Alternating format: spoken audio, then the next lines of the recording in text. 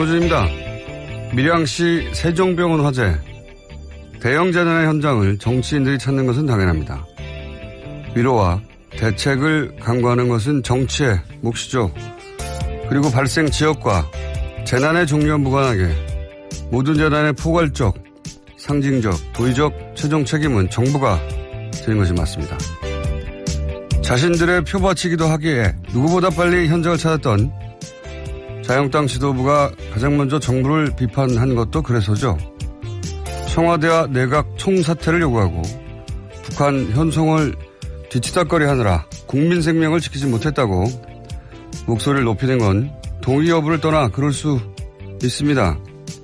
그런데 그런 주장도 최소한 자격은 갖추고 해야 하는 거죠. 소방 인력 충원하자니까 공무원 증원이라며 반대한 건 바로 자신들이었죠. 게다가 경남 소방관의 인사, 예산, 지휘권, 그러니까 전권은 경남도지사에게 있습니다. 중앙정부는 지방직 소방행정의 권한이 없죠. 경남도의회 의석 90% 가까이 자유한국당 소속입니다. 경남도정은 자유한국당 책임인 겁니다. 그럼 자유한국당은 적어도 밀양 화재에 관해서는 중앙정부를 탓하기에 앞서 먼저 스스로를 자책해야 정상인 겁니다. 정상이라면 그래야 하는 거죠. 둘 중 하나입니다. 정상이 아니거나 정상이 아니거나. 김원준 생각이었습니다. 김은지입니다. 네. 정상이 아니거나 정상이 아니거나 했는데 저희 PD가 그걸 또 못 알아듣고 나름의 유머인데 바보예요. 날뛰고 있어요 지금 밖에서. 자, 시사인에? 네, 했습니다. 또 했어요? 예. 정상이 아니거나. 정상이 아니거나. 네. 자, 첫 번째 뉴스는 뭡니까? 네, 다스 핵심 관계자의 녹취록이 공개됐습니다. 그에 따라서 녹취록에 나오는 140억 원을 둘러싸고 여러 보도들이 나오고 있는데요. 녹취 당사자가 입을 열었습니다. 18년 동안 이상은 회장, 그러니까 다스의 회장 최측근으로 근무했던 김종백 씨인데요. 140억 원은 다스에서 조성한 비자금이다라고 밝혔습니다. 아, 그렇군요.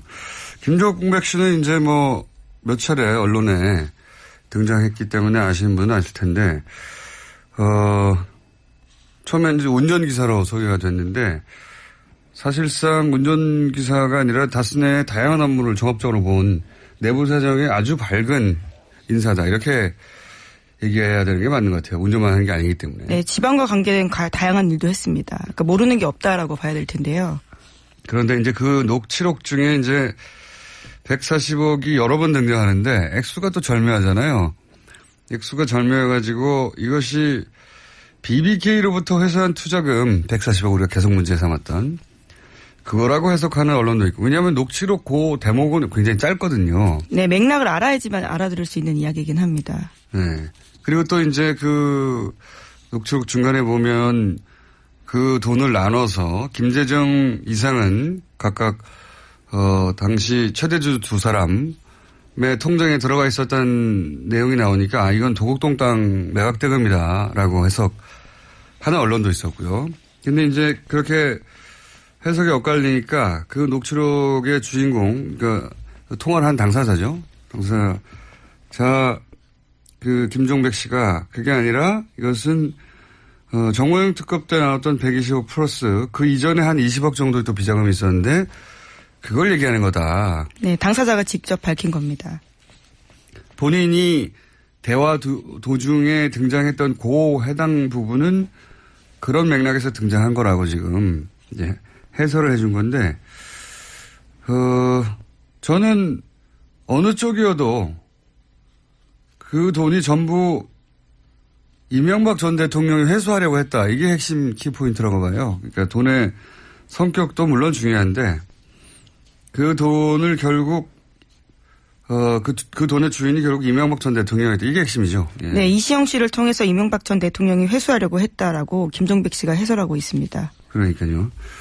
여기서 이제 만약에 120억 플러스 120억 비자금이었다면 이제 이명박 전 대통령 횡령에 혐의를 받게 되는 것이고요. 도곡동 땅이었다면 이제 차명소유 문제가 되는 거고 BBK 140억은 대통령 권한으로 그 자기 재산을 찾으려고 공권력을 이용한 거니까 직권남용 부분. 네, 현재 수사가 진행 중입니다. 예. 어느 쪽이든 걸립니다. 특히 도곡동 땅일 경우에는 뭐 어느 쪽이나 다 마찬가지지만 결국은 그 돈이 다스에 들어갔다가 BBK 들어갔다가 그걸로 주가 조작을 했기 때문에 이제는 이제 주가 조작의 혐의까지, 예. 어느 쪽으로든 다 걸린다. 예. 어쨌든 그런데 김종백 씨는 이 녹취의 주인공 김종백 씨는 그 돈은 120억 플러스 120억 비자금을 의미하는 대화 속에 등장하는 거였다. 네, 120억 이렇게. 플러스 20억. 20억. 예. 자, 결국은 이 대목은 뭐 검찰이 밝히겠지만 어느 쪽이든 간에 이명박 전 대통령에 치명적으로 작용할 건 동일합니다. 주인이 본인인 정황이 나왔으니까요. 그리고 이제 김종백 씨 본인도 이제 관련 인터뷰를 했더라고요.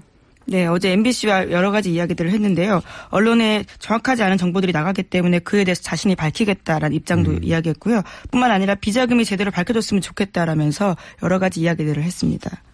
이동영 씨가 다스의 한 18년간 이상은 회장의 기사이자 그리고 다스 내부에서도 여러 보직을 맡아서 사실상 내부자인데 이렇게 이제 양심 선언을 하게 된 이유 중에 하나는 이동영 씨, 그러니까 이상은 회장의 아들 이동영 씨가 리베이트 관련한 불법 행위가 드러나자 그걸 뒤집어 쓰라고 요구하자. 예. 그건 못하겠다고 도저히 아무리 내가 오래 근무했어도 그렇게 해서 사실은 이런 녹취들이 만들어지게 된 거라고 하죠. 예, 앞으로의 근거를 위해서 만들어놨다라고 하는데요. 이제 어마어마한 이 사항들을 이제 내부 고발하게 된 거가 된 거죠. 그렇죠. 예. 자, 그렇습니다. 그 140억 관련 언론들이 하도 많이 등장해서 해설 한번 해드렸고요. 자, 다음 뉴스는요. 예, 지난 25일 밤 검찰 수사관들이 영포빌딩 지하 2층을 압수수색했습니다. 영포빌딩은 이명박 전 대통령이 1991년부터 소유하다가 2007년 자신의 재산을 기부해서 만든 청계재단에 넘긴 건물입니다. 서울중앙지검에서 압수수색했는데요. 현재 서울중앙지검은 140억 원을 돌려받는 과정에서 이명박 전 대통령의 직권남용이 있었는지를 수사하고 있는 팀입니다. 당시에는 빌딩 내 다스 사무실과 청계재단에서 근무하는 다스 직원 책상만 있었고요. 그래서 지하 2층 존재는 전혀 알지 못했다라고 합니다. 그렇군요. 거기서 중요한 건 이제 BH 청와대 블루하우스를 뜻하는 거죠. 그리고 다스라고 적힌 상자가 여러 개 나왔고. 네, 40상자 분량이나 나왔다라고 합니다.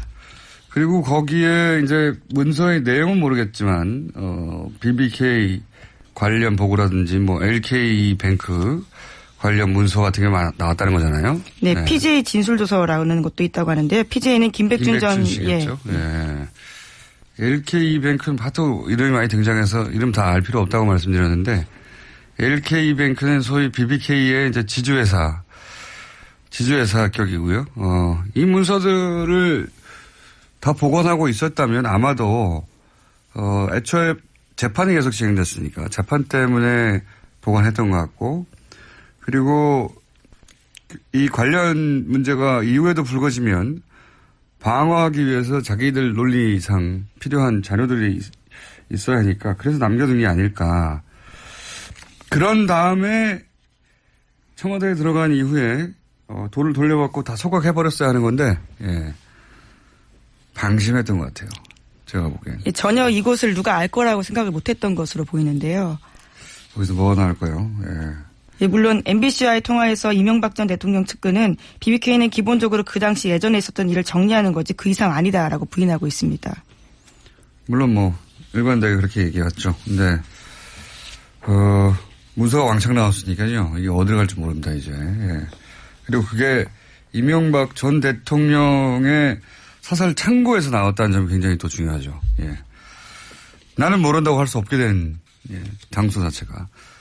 자, 다음 뉴스는요. 예, 지난주에 잠깐 언급한 적이 있는데요. 검찰이 이명박 전 대통령을 피의자 신분으로 전환했다라고 합니다. BBK 주가 조작 피해자들이 이명박 전 대통령을 직권남용으로 고발한 지 106일 만이다라고 합니다. 피의자 신분이 됐군요. 지난 금요일 날 잠깐 제가 얘기했는데. 예, 아침에 속보로 떴었는데 제가 속보를 체크를 못해서 가지고 죄송합니다. 예.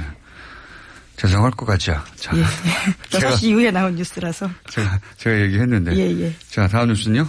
네, 이명박 전 대통령의 친형 이상득 전 의원이 지난 26일에 검찰에 출석했습니다. 국정원으로부터 불법 자금 1억 원을 받은 혐의인데요. 하지만 건강상의 이유로 4시간 만에 돌아갔습니다. 아침에 휠체어 타고 나왔는데 4시간 만에 돌아간 겁니다. 이분뿐만 아니라 이상은 회장, 현 다스 회장도 아프실 예정인 것으로 저는 알고 있습니다. 네. 그리고 다스 자체도 아프실 예정인 것으로 저는 알고 있고요. 다스가 어떻게 아픕니까? 다스도 아프실 예정인 것으로. 고위부도 뭐 이런 얘기도 나오고 있고. 아, 예, 예. 비자금 옮기는 거 아니냐 뭐 이런 얘기도 나오고 있고. 예. 다스 회장님도 다 아프실 예정이고. 예. 이상득 전 의원, 이명박 전 대통령 형님도 이미 아프신 상태죠. 네, 혐의를 부인하면서 건강 때문에 조사받을 수 없다라면서 철수했습니다. 예. 앞으로 계속 아프실 예정일 거예요, 관계자들이. 자, 다음 뉴스는요. 네, 군 사이버 사령부가 온라인 블랙리스트를 만들었다. 그리고 관리했다라고 오늘 아침 한겨레 신문이 보도했습니다. 네, 정확히는 한겨레 21 보도인데 한겨레 신문에 나온 겁니다. 레드펜이라는 작전면을 썼다고 하는데요. 이명박 정부의 비판적인 인터넷 사용자 등의 대상이었다라고 합니다. 이거는 제가 전문 분야입니다. 이게 무슨 의미냐면 사이버사 혹은 뭐 국정원 이런 곳에 정부를 비판하는 아이디 블랙리스트가 있다. 이게 무슨 의미냐면 이렇게 활동합니다. 저는 오랫동안 봐왔던 행태인데 이제 온라인에서 정부를 비판하는 사람들이 있잖아요. 한두 명도 아니고 몇만 명이죠. 그중에서 이제 열심히 하는 사람들이 한 10,000명 정도 있다고 칩시다. 뭐 개인들 중에. 어떤 사람들은 포털 게시판에서 적극적으로 활동할 수도 있고 어떤 사람들은 뭐 자신이 잘 가는 커뮤니티 게시판에서 활동할 수도 있고요. 또 뭐 SNS나 페이스북 같은 데서 자기 의사를 밝힐 수도 있고요. 그런 개인들을 뭐 몇만 명 단위로 이제 아이디를 수집하는 거예요. 그리고 나서 그 사람들이 예를 들어서 포털의 게시판에 글을 써요. 그러면 그 사람이 글 쓴 것을 향해서 득달까지 달려갑니다. 댓글을 달아요. 다시 방어하는 내용들을 쓴다라는 그렇죠. 거죠. 그 사람을 따라다니는 거예요. 그 개인을. 자기가 잘 가는 커뮤니티 글을 써요. 그럼 득달같이 달려가서 댓글을 쓰거나 비판을 해요. 그러니까 그 사람은 개인이잖아. 저쪽은 부대고. 그죠? 저쪽은 조직이고 이쪽은 개인인데 그 개인이 그걸 대응하느라 신경을 쓰고 에너지를 쓰고 하다 보면은 괴롭잖아요. 그렇게 의욕을 혹은 활동을 위축시키는 겁니다. 그래서 이 활동이 여러 가지가 있어요. 제가 지켜본 바로는 그렇게 그 사람들 따라다니는 경우 또는 그 사람이 글만 쓰면 공격을 해서 그 파급력을 떨어뜨리는 거죠. 중화시키는 거죠. 네, 해당 기사에도 그런 내용이 있습니다. 20명 내외 검색팀에서 하루 24시간 작업을 수행하면서 관리했다라고요. 이건 사이버 사령부에서고 그 조직은 국정원 조직보다 작거든요. 국정원도 이 일을 해온 것으로 저는 알고 있어요. 그리고 그렇게 주요 인물들은 그 사람들이 글을 쓰든 쓰지 않든 지속적으로 주기적으로 그 사람에 대한 비판 글을 올려서 평판을 떨어뜨리는 겁니다. 여러 가지 활동을 하는 거예요. 그런 활동을 지속적으로 합니다. 지속적으로. 그래서 개인의 경우에는 그 스트레스를 받아서 쓰다가 말아버리는 거예요. 이게 내가 무슨 영광을 보겠다고 이런 일을 하느냐. 아니면은 그 사람 그 개인 부대죠. 부대하고 싸우느라고 힘을 다 빼버리는 거예요. 주고받고. 뭐 그런 행위를 해가지고 전체적으로 그런 사람 쓰는 사람들을 평판을 떨어뜨리고 위축시키고 파급력을 떨어뜨리는 일들을 해왔죠. 네. 자, 오늘은 저희가 긴급 인터뷰를 준비해서 마지막 뉴스 짧게 하나 정리하고 넘어가죠. 네, 안철수 국민의당 대표가 어제 이상돈 전당대회 의장에게도 당원권 정지 징계 처분을 내렸습니다. 이에 따라 바른정당 통합 의결 전당대회 진행 방식에 시선이 쏠리게 되는데요. 안 대표는 이 의장을 포함해서 현역 의원 16명 등 총 179명에게 징계를 내렸습니다. 이 징계의 목적은 말이죠. 처음 이 징계를 하겠다고 나왔을 때부터 뜬금없는 거였거든요. 왜냐하면은 이분들은 다 다른 당 만들어서 나간다는 거잖아요. 이분들을 당원권 정지를 시키는 게 무슨 의미가 있습니까? 그렇죠? 이 징계의 유일한 목적은 이상돈 의원의 사회권을 뺏는 거였어요. 전당대회에서. 예.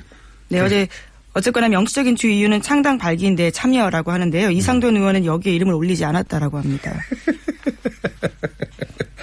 유일한 목적은 이상돈 의장이죠. 의장. 예. 전당대회 의장의 사회권을 뺏는 게 목적이었지 나머지 분들은 다 의미 없는 겁니다. 178명의 명단은. 그래서 저희가 모셨습니다. 예. 이상돈 의원은 저희가 처음으로 스튜디오에 직접 모셨습니다. 자, 지금까지 김은지였습니다. 감사합니다. 네, 바로 이어가겠습니다. 안철수 대표가 179명 징계